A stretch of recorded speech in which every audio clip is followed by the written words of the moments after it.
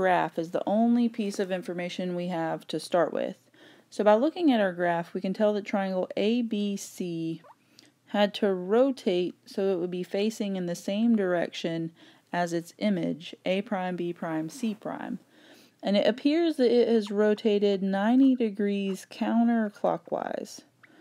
So let's go ahead and perform that rotation, and then we can figure out how far it would need to translate. So I'm going to start by picking out the points of triangle ABC and put them in my table. So let's put ABC over here. A is at 1, 2, 3, 4, 5, 6, -2.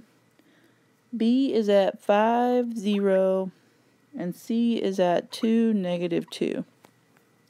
So if we were to rotate triangle ABC first, let's just figure out those points. So the rule for rotating 90 degrees counterclockwise would be -yx. So think of points A, B, and C I listed over here in the table. -yx would make A become 2, 6. And then B would become 0, 5. And then C would become 2, 2. So let's put those on our graph. Let's say 2, 6 is A. So 2, 1, 2, 3, 4, 5, 6 is A.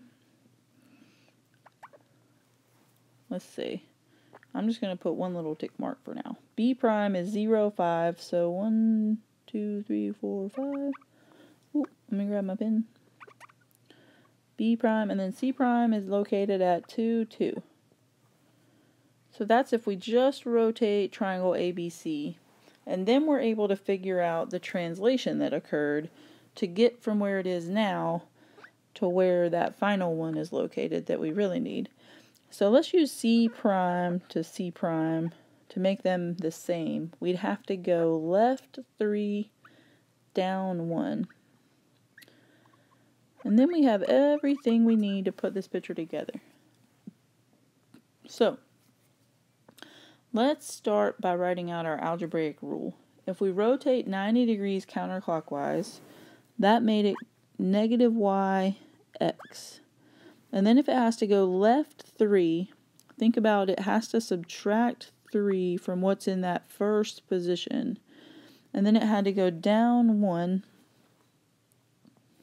I need to write the 1 down there. So down 1 would subtract 1 from what is in the y position. So our final algebraic rule needs to include the rotation, so it has to say -yx.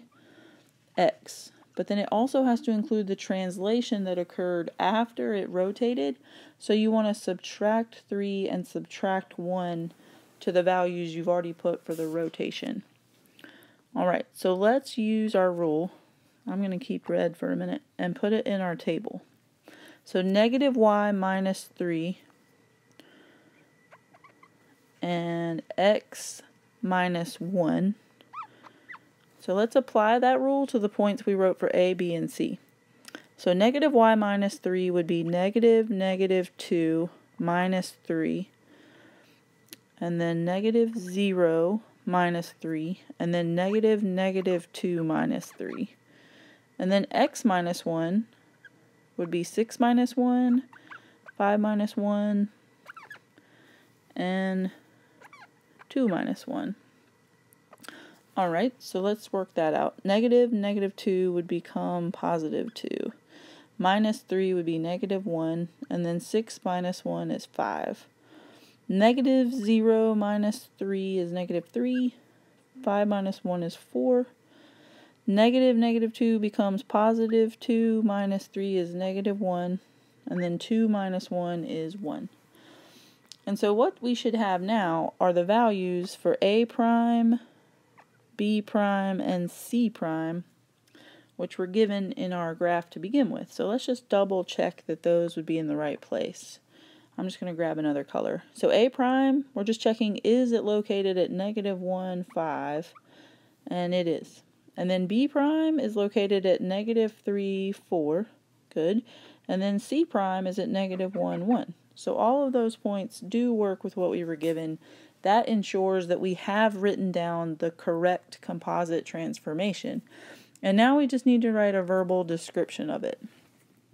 So let's put given triangle ABC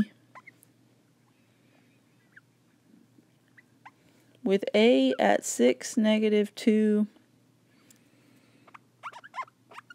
B at 5, 0,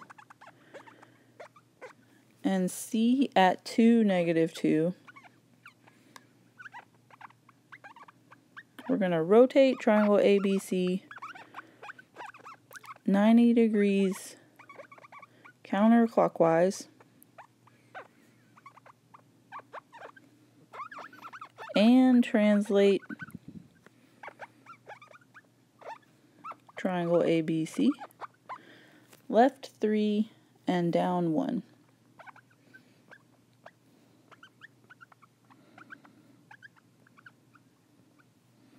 Alright, so that's it for example 3.